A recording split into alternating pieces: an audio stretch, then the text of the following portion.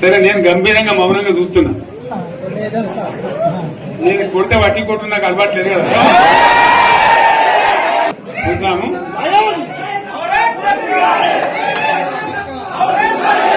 నా రోజులు కానీ అన్నట్టుగా నేను చూస్తా ఉన్నా. కానీ మనోళ్ళందరూ కూడా ప్రతిపాదిస్తుంది ఏంటంటే, ఒక సంవత్సరం జరిగిపోయింది, సంగమేశ్వర ఆన్నే పన్నది, బసవేశ్వర ఆన్నే పన్నది, పాలమూరు ఉత్పత్తుల పథకం ఆన్నే పన్నది, కాళేశ్వరం అట్లనే పెడుతున్నారు, ఇవన్నీ అన్యాయాలున్నాయి. కాబట్టి ఫిబ్రవరి నెలాఖరులో ఒక పెద్ద బహిరంగ సభ పెట్టాలి, మీరు కథ చూడాలి అని జరుగుతూ ఉంది.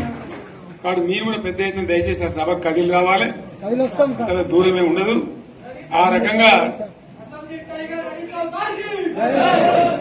తెలంగాణ శక్తి ఏందో మరొకసారి చూపించి వీళ్ళ మెడలు వంచి ఇప్పుడు సాధించాలి. భవిష్యత్తు కోసం కూడా కొట్టాడకు మనం సిద్ధంగా ఉండాలని తెలియజేసుకుంటూ, పరమేశ్వర్ గారికి అంతటి లోకమంత్రం ఇది. కోటి రూపాయల భూమి ఇప్పుడు 50 లక్షల కాడికి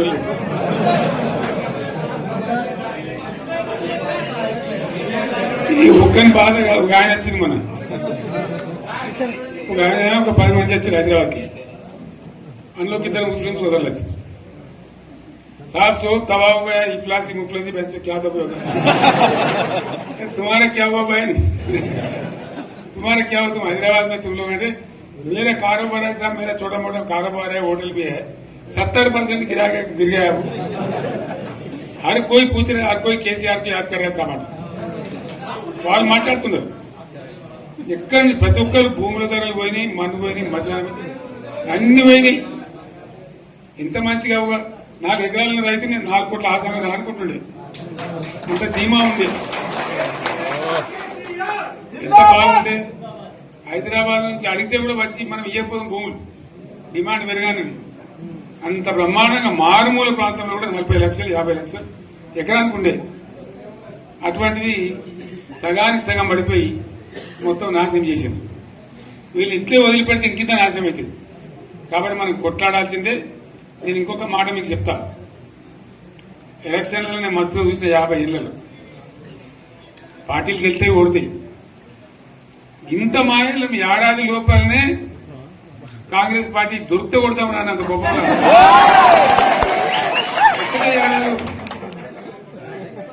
ఇంకా వాళ్ళ పొంద తెలివికి నిన్న వారి పార్టీడే మందిపేటలో అదేందో పోలింగ్ పెట్టిన వాడు చూసిరా మీరు. ఆ పోలింగ్ పెడితే 70% మనకు వచ్చింది, 30% మనకి. వాడు పెట్టింది మనం పెట్టింది కాదు.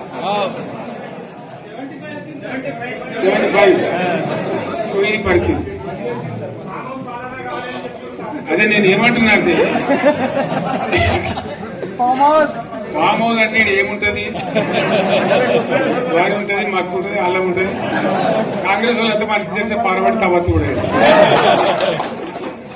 లంగత. దీన్ని ఫామ్ హౌస్ అని మనం బదనాం చేసి అంతే కదా. నేను ఏమంటున్నా అంటే, అన్ని మబ్బులు విడిపోయినట్టు ప్రజలకు అన్ని తెలిసిపోతున్నాయి. మంచి ఏంది, చెడ్డ ఏంది, ఏం జరిగింది అన్ని ఇంకా ఘోరమైందని చెప్తున్నా. వీళ్ళ తెలియదక్కతనానికి ఏమైంది, నిన్న మొన్న రిపోర్ట్ వచ్చింది. Comptroller and auditor general of India అని కాగ్ అంటారు దాన్ని. కాగ్ రిపోర్ట్ వచ్చింది. పోయిన సంవత్సరం మన గవర్నమెంట్ లో వచ్చిన ఆదాయం కంటే 13,000 కోట్ల రూపాయల ఆదాయం తగ్గిపోయింది. ఇంకా మార్చి పోయే వరకల్లా ఇంకో 3-4 కోట్ల అవుతుంది. అంటే 15,000 కోట్ల ఆదాయం పోతుంది. మన గవర్నమెంట్ ఉన్నప్పుడు ప్రతి ఏడాది 15,000 కోట్లు పెంచుకుంటూ పోయింది. చెప్పేసుకుంటూ పోయింది. ఏడాది 10 నుంచి 15,000 కోట్ల ఆదాయం పెరిగేది మన టైంలో. అంత జాగ్రత్తగా మనం వ్యవహారం చేస్తాం.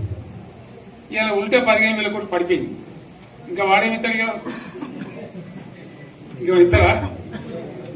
ఇంకో 4-5 నెలలైతే జీతాలే కష్టమైంది. ఉంటుంది అందరు పెండింగ్ పెట్టి రిటైర్ అయిన దొరుకుతలు పైసలు మీరు చూస్తారు కదా పేపర్లలో.